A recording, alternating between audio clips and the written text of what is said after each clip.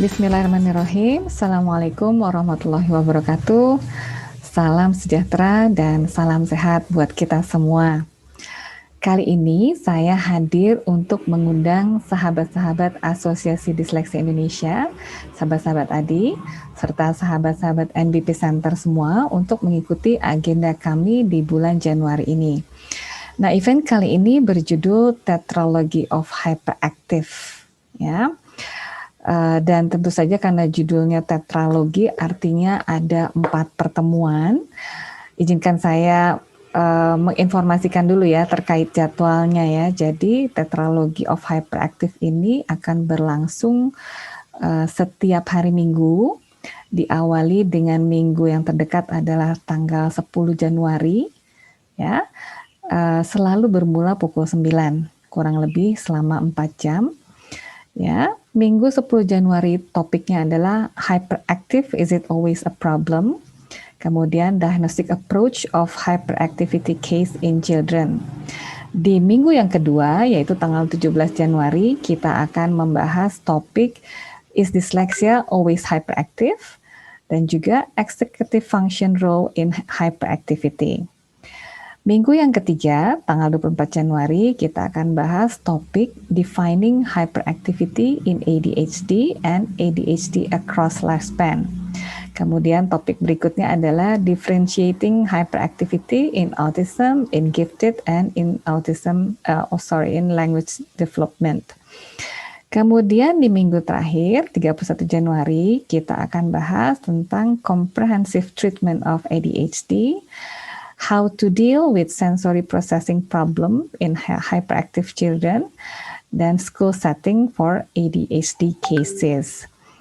Nah, dari judul-judulnya kan udah ketebak dong kita bakal ngomongin apa nih ya. Udah pasti tadi tersampaikan bahwa kita akan membahas segala sesuatu yang related dengan kasus hiperaktif pada anak-anak. Di awal sesi nanti kita akan belajar mengenali dan menyamakan persepsi seperti apa yang kita pahami sebagai istilah hiperaktif gitu ya. Karena di masyarakat kan banyak ya orang tua datang dengan membawa label anaknya hiperaktif ya. Segala bentuk yang nggak bisa diam mungkin akan sama itu diberi terminologi hiperaktif ya. Atau kita juga dengar ada juga masyarakat menyampaikan bahwa anaknya super aktif atau inaktif atau agak aktif gitu, kadang-kadang aktif dan sebagainya gitu ya. Jadi karena istilahnya banyak, bisa macam-macam tafsirannya gitu ya.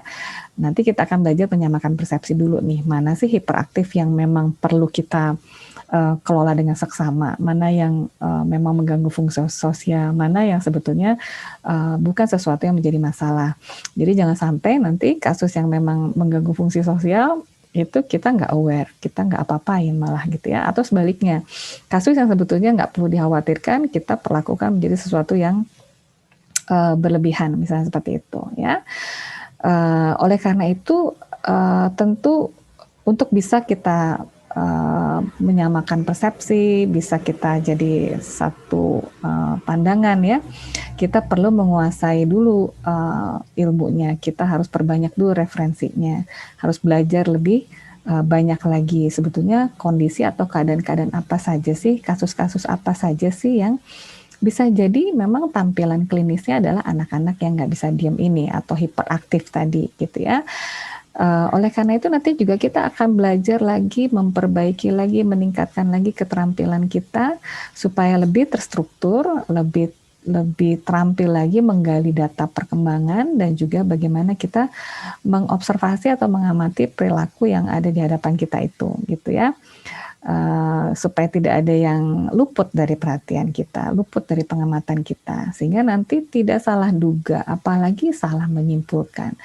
Nah, biasanya kalau kita referensinya kurang, ya pengetahuannya masih terbatas, datanya minim, tentu peluang terjadi kekeliruan dalam mengkonfirmasi kasus itu jadi lebih besar ya. Dan ujung-ujungnya kalau misalnya kita jadi keliru dalam mengkonfirmasi kasus, tentu saja nanti tata kelolanya menjadi tidak tepat. Ya, otomatis nanti hasilnya pun tidak seperti yang diharapkan. Nah, di minggu-minggu berikutnya nanti kita akan bahas, tadi udah dijelaskan ya, kita akan bahas hubungan antara hiperaktif dengan disleksi, hubungan antara hiperaktif dengan executive function, atau bagaimana peran executive function dalam kondisi anak yang hyperaktif ini.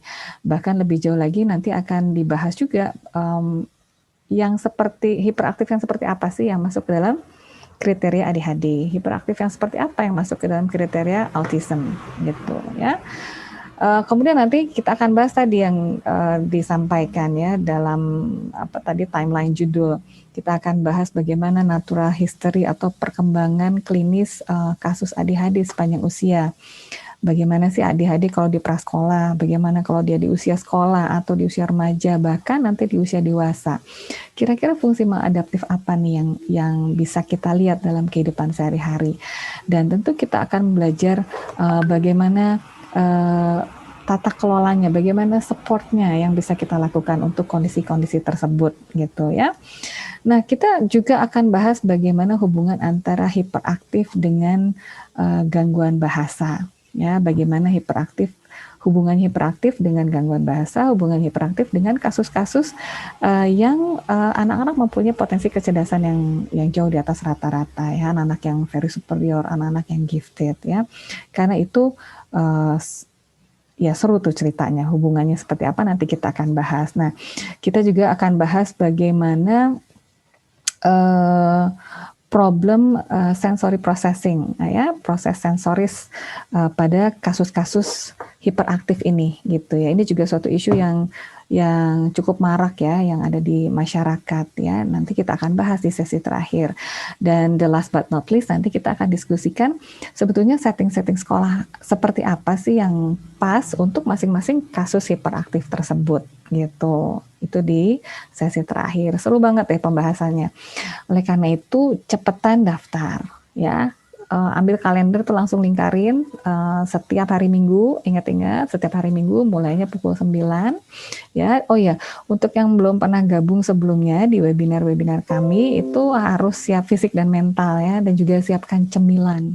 Soalnya nanti bakal seru banget nih nyimak materinya, bakal seru diskusinya dan dijamin ketagihan belajar di tiap sesi ya, karena tiap sesi itu nanti kurang lebih sekitar 4 jam kurang lebih ya. Oke, nggak sabar untuk kita berjumpa insya Allah di hari Minggu besok. Sampai jumpa dan jaga kesehatan. Assalamualaikum warahmatullahi wabarakatuh.